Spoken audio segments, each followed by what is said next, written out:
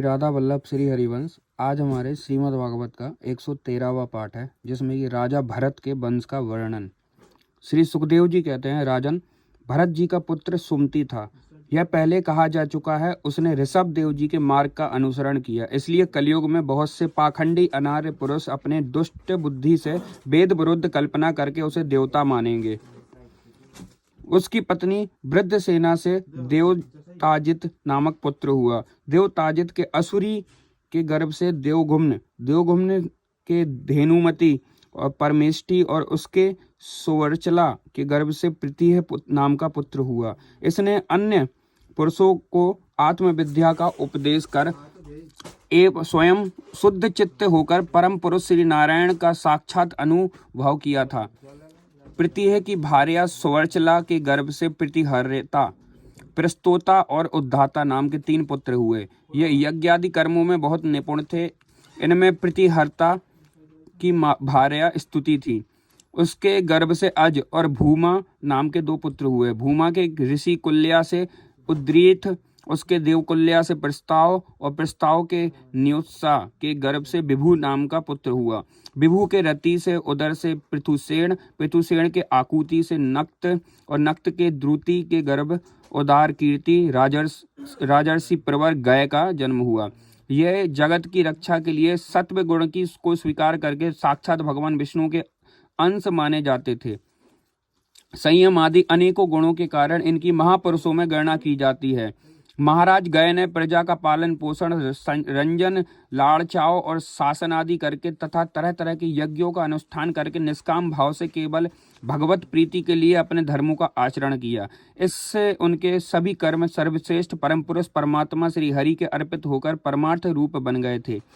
इससे तथा ब्रह्मवेत्ता महापुरुषों के चरणों की सेवा से उन्हें भक्ति योग की प्राप्ति हुई। तब निरंतर भगवत चिंतन करके उन्होंने अपना चित्त शुद्ध किया और देहादि अनात्म वस्तुओं से अहम भाव हटाकर वे अपने आत्मा को ब्रह्म रूप अनुभव करने लगे। यह सब होने पर भी वे निर्भिमान होकर पृथ्वी का पालन करते रहे। परीक्षित, प्राचीन इतिहास को जानने वाले महात्माओं ने राजर्षि गय के विषय में यह गाथा कही है।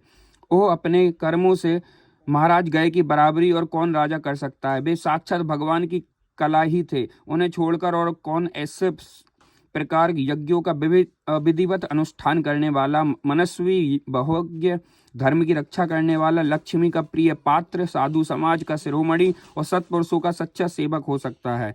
सत्व संकल्प बाली, परम साध्वी, श्रद्धा, मैत्री और दया आदि दक्ष कन्याओं ने गंगा आदि नदियों के सहित बड़ी प्रसन्नता से उनका अभिषेक किया था तथा उनकी इच्छा न होने पर भी वसुंधरा ने गौ जिस प्रकार बछड़े के स्नेह से पिन्हाकर दूध देती है, उसी प्रकार उनके गुणों पर रींचकर प्रजा को धन रत्न आदि सभी अभीष्ट पदार्थ दिए थे।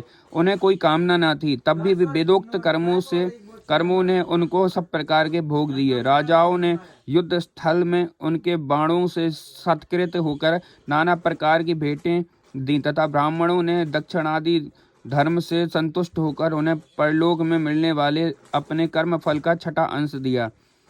उनके यज्ञ में बहुत अधिक सोमपान करने से इंद्र उन्मत्त हो गए थे तथा उनके अत्यंत श्रद्धा तथा विशुद्ध और निश्चल भक्तिभाव से समर्पित किए हुए यज्ञ फल को भगवान यज्ञ पुरुष ने साक्षात प्रकट होकर ग्रहण किया था।